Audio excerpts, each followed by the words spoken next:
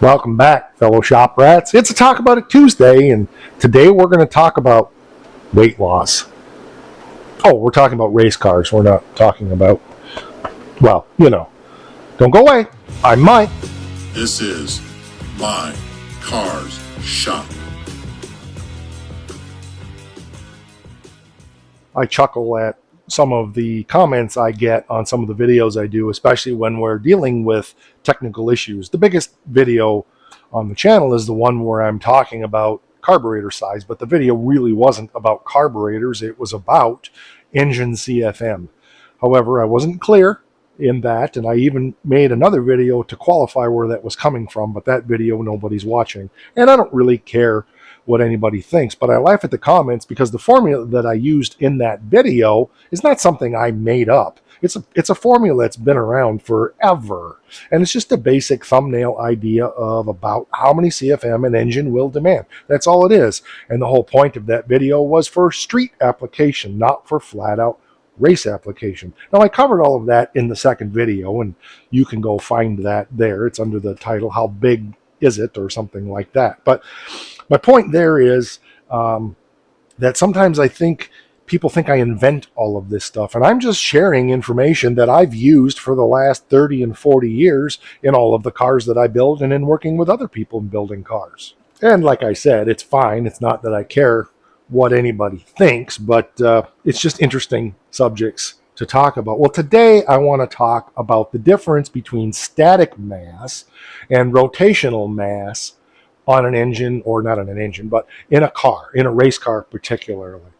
The rule of thumb, and I'm not the one that invented this, it's out there all over the interwebs, so you can look it up yourself. The rule of thumb is that every pound on the rotating mass of your driveline equates to around 8 pounds of static mass on your car. So if you want the most bang for your buck, the thing to do is to lighten up the components that are in the driveline of your car. For example, lighter weight brake drums or rotors. Wheels are huge, wheels and tires, stuff like that makes a huge difference in how that power is transported to the ground. And if you think about it, that makes sense, because as the engine is spinning, the more power it takes to rotate the rotating parts to get that mass going, to get that inertia spinning, the more power it takes from the engine, the slower the engine increases in RPM, and the slower your ET is going to be in drag racing. Like I said, I didn't make that up. It's out there in many, many places on the web. Now, there are considerations. For example, I've shared video of the Shadow Maker before, and hopefully I can find that video and put it in here.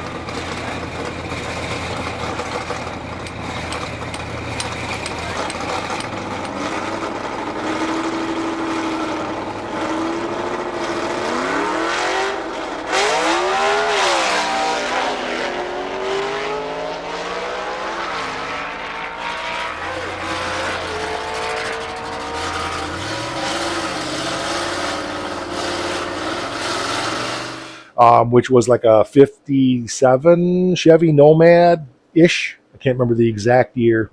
It had a 327 in it with a 4-speed, and he would rev that thing up to about 75,000 RPM and dump the clutch, and the front end would come up, and he'd carry it through first gear, and it might bounce off the ground in second gear. And he was using that mass to advantage because he was using it before the transmission. So when you think about it, that makes some sense, because you get that RPM way up there, and then that weight of that flywheel on that engine actually works to advantage to catapult you down the track. But your engine doesn't rev up quickly either. So he had it figured out. So don't get me wrong. That car was consistent as all get out, and one of the most amazing displays in a 4-speed of consistency that I've ever seen. He knew how to drive that car. What the general rule of thumb in the driveline is: a lighter flywheel, a smaller torque converter, lighter torque converter, etc., etc., etc., because you get your RPM up quicker. So there's trade-offs, and you got to look at that for sure.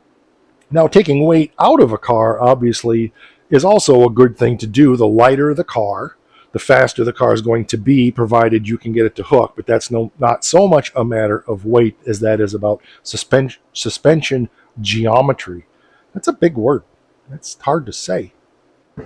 It's also about tires at that point. So if you think about it, you have this super high horsepower engine, lightweight driveline components. Maybe you went to an aluminum drive shaft instead of a heavy steel one because you found one that's rated to handle the horsepower and what you're doing, and lighter weight axles and light wheels and tires, whatever. I don't know. I'm just spitballing it here. But you didn't take any weight out of the car, so you start taking weight out of the car now, and you take your car down to, you got the body acid dipped, and you've taken out every bit of the car that you don't need, and you shaved out 600 pounds out of your race car, and you probably gained a couple tenths more in the quarter mile because all of that horsepower has less weight to catapult forward.